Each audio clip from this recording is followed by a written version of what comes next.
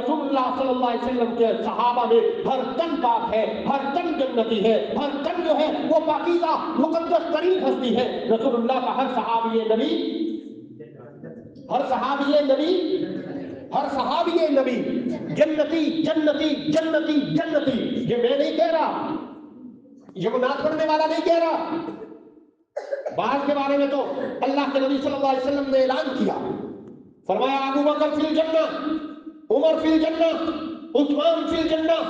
علی فی الجنہ، زبیر فی الجنہ، طلحہ فی الجنہ، اور نام لیا صحابہ کے اور ان کو جنت کی بشارت دی ہے۔ آج 1450 سال کے بعد اگر کوئی گھسا پٹا انسان، اگر کوئی گھٹیا اور گندی زبان کا مالک، اگر کوئی گھٹیا ذہن، جس کے ذہن میں عقل نہ ہو، بھوسا بھرا ہوا ہو، جس کا ذہن جو ہے وہ چلنے کے قابل نہ ہو، اور گندگی اور غلاظت کا ڈھیر اس کے دماغ کے اندر بھرا ہوا ہو، 1400 سال کے بعد اس کو اپنے گٹر جیسا گھر وہ تو بڑا اچھا نظر آئے، اور وہ صحابہ اکرام رضوان اللہ تعالی علیہم اجمعین کے محل کو دیکھ کے زبان درازی کرے، تو ایسے گندے گٹر ذہن انسان کو ہم جواب دینا بھی پسند نہیں کرتے۔ ہم تو صحابہ کی شان بیان کریں گے، ہم تو گلی گلی میں نعرہ لگائیں گے کہ علی علی علی علی، حضرت علی، حضرت ابو بکر، حضرت عثمان، حضرت عمر رضی اللہ تعالیٰ عنہم اجمعین، یہ سارے جنتی ہیں، یہ سارے بڑے ہیں، یہ سارے سرکار کے پیارے ہیں، یہ سارے رسول اللہ کے دلارے ہیں۔ کوئی نبی کا سسر ہے تو کوئی نبی کا داماد ہے، او بھائی نبی کے داماد کو بھی برا کہنے سے نبی کو تکلیف ہوگی، نبی کے سسر کو بھی برا کہنے سے نبی کو تکلیف ہوگی، اور اللہ کے رسول کو جس نے تکلیف دی اس نے اللہ کو تکلیف دی، اور جس نے اللہ کے ساتھ جنگ کی گویا کہ اس کا اللہ تعالیٰ کے ساتھ کوئی تعلق نہیں، اور اس کا ایمان سے کوئی تعلق نہیں۔ تو میں یہ عرض کر رہا ہوں کہ ہمیں یہ باتیں سوچنی چاہیے، ہمیں اپنے بچوں کو بتانا چاہیے۔ اب چھوٹے چھوٹے بچے جو ہیں وہ الان میسکو اور پتہ نہیں کون کون سے انڈرٹیکر اور پتہ نہیں کیا کیا مشکل نام لیے ہیں انگریزوں کے، وہ بچوں نے یاد کر رکھے ہیں۔ اور جب نام آتا ہے صحابہ کا، جب ذکر آتا ہے صحابہ کا، تو صحابہ سے ذکر کے اوپر جو ہے وہ حیران ہو جاتے ہیں کہ کون ہے۔ ہمارا ایک بچہ اسی باگڑیاں کا ہی، وہ کالج میں گیا اور مجھ سے آ کے پوچھ رہا ہے کہ جی وہ کالج میں گیا تھا میں، اور وہاں پہ کچھ باتیں ہوئی ہیں، تو وہ باتیں تو میں آپ کے سامنے ذکر نہیں کر سکتا،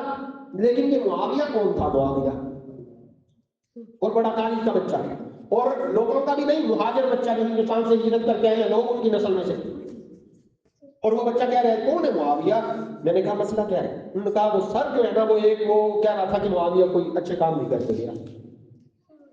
تمہارا باپ اچھے کام کرتا ہے، ذلیل ہو تم 1400 سال کے بعد اچھے کام کرتے ہو، صحابہ کے بھونکنے والوں، ذلیل اور کمینے اور خنزیر لوگوں تم اچھے کام کرتے ہو، اور سیدنا رسول اللہ صلی اللہ علیہ وسلم کے گھر میں جس شخص کی بہن ہے جو رسول اللہ کی بیوی ہے، جس کا باپ نبی کا سسر ہے، جس کی ماں نبی کی ساس ہے، جو خود رسول اللہ کا برادر نسبتی ہے، اس کے بارے میں کہہ رہے ہیں کہ وہ کوئی اچھا کام نہیں کرتے گئے۔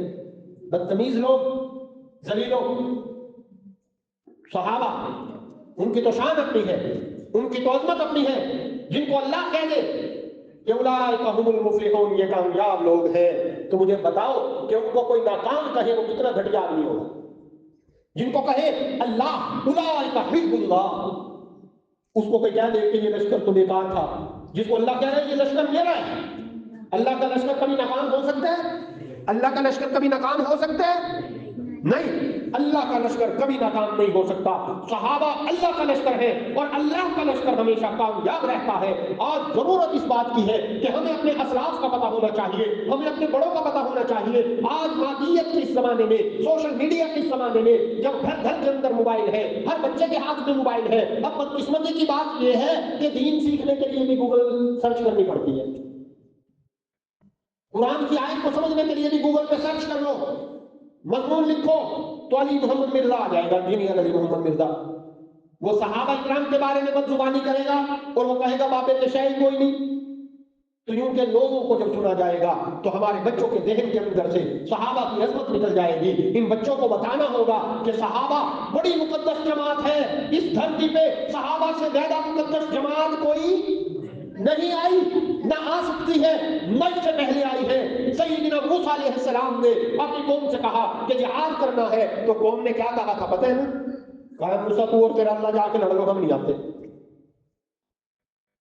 رسول اللہ صلی اللہ علیہ وسلم نے غزوہ کے شروع میں اعلان کیا اور مشورہ کیا حضرت ابو بکر صدیق رضی اللہ تعالیٰ نے فرمایا، عرض کیا یا رسول اللہ جو آپ کا فیصلہ وہ ہمارا فیصلہ۔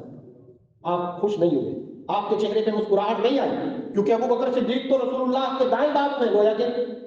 لیکن اللہ کے نبی نے پھر مزید مشورہ کیا، پھر مزید مشورہ کیا، تو انصار صحابہ سمجھ گئے کہ رسول اللہ انصار سے کچھ سننا چاہ رہے ہیں۔ انصاری صحابی کھڑے ہوئے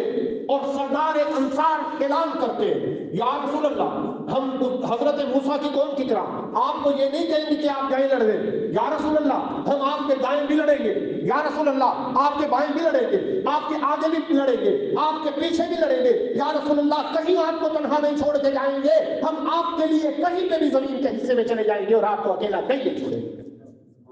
یہ صحابہ